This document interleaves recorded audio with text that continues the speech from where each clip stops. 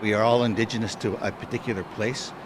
Respect, reciprocity, responsibility, relationships, restoration, all of these ideas and concepts that we're able to talk about are basic human values and principles that we should learn how to guide our lives by. We understand you're here to work with us, and we want to work with you.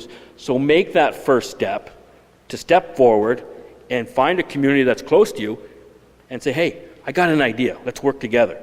How do we teach respect in school as to what that means? How do we teach a sense of responsibility, of relationships with one another, to create a different dynamic? No longer are we working to compete against one another, but we're learning how to cooperate with one another. We're learning to use that ability to empower ourselves and others and to work collaboratively together to share with each other. We need more action, and we need more leadership by Indigenous people.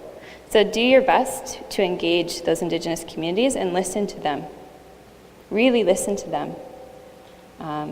Don't try to make them fit into your system, because it's your system that got us here. Protected areas can be living examples of our culture and what it means to be a real human being again.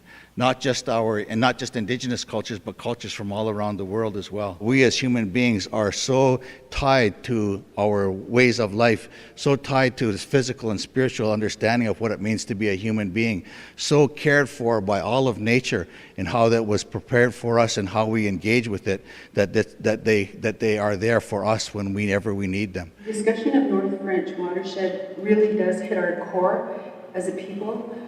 It really does hit our heart when we're talking about this area to make sure that the world, and it's my job to make sure that the world and knows how important this is, because a lot of this really is to protect this really, then to me it means we protect our survival as a people.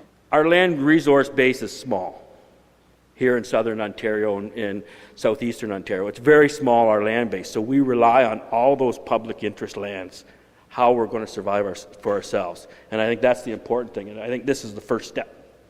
So don't be afraid to cross the table. Mix it up, sit with somebody new, and just start chatting, because we're doing the same thing. We're looking at protecting the environment.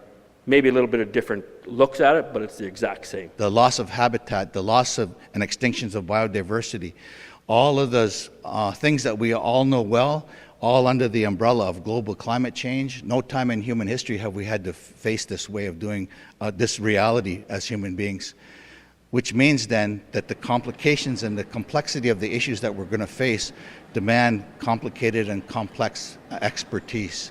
That expertise is going to come from different knowledge systems collaborating together to create a new innovation to help resolve, help mitigate, and help us to survive these issues that we're going to be impacting us. Many of us may not see it, but you're doing it for your children, and for sure you're doing it for your grandchildren. And it's in our teachings. We know these things. And that's why as First Nations it's so important for us now to step forward, offer that hand to the communities that want to work with us. And as the communities, is to take a step forward. Don't be afraid to come out and meet the neighbors. The predominant problem we have now for shifting human behavior is cultural. And this is where the contributions that Indigenous peoples have to offer to society are so significant and so necessary today. It's finding the motivation and understanding what you have to do as a people to survive in the long term with that several generational perspective. Not the immediate needs or wants, but what's going to survive for several generations.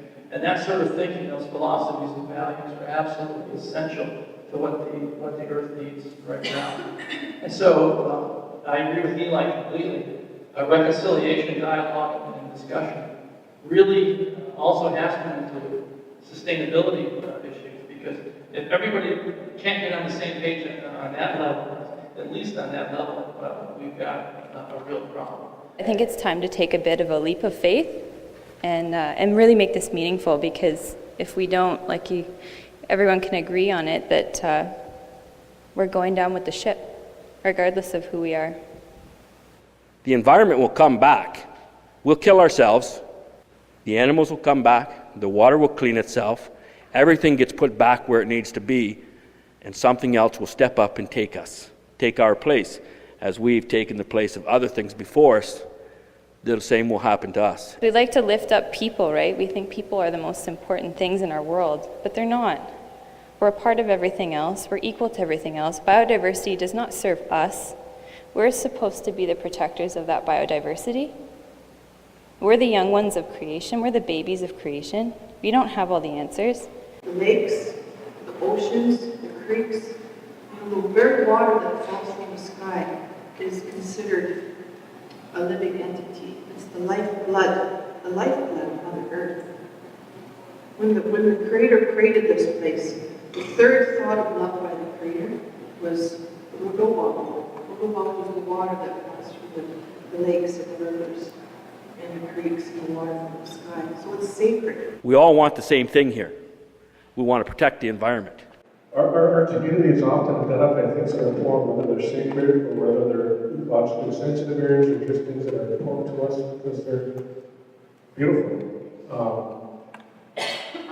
If governments are not recognizing things that we designate as important in our community, we have areas that are called natural heritage sites that hold a lot of species at risk, maybe wetland or tallgrass prairie or savanna. Could be forested areas, swell habitat. We identify some tracts and lands that we say we're going to protect. But if other governments don't recognize them, it's a challenge for us. Whatever your capacity is, wherever you work, include Indigenous people, include those voices, and connect with those communities, because there are tons of young warriors here and old warriors in the room, and listening to their stories over the last couple of days has been really inspiring.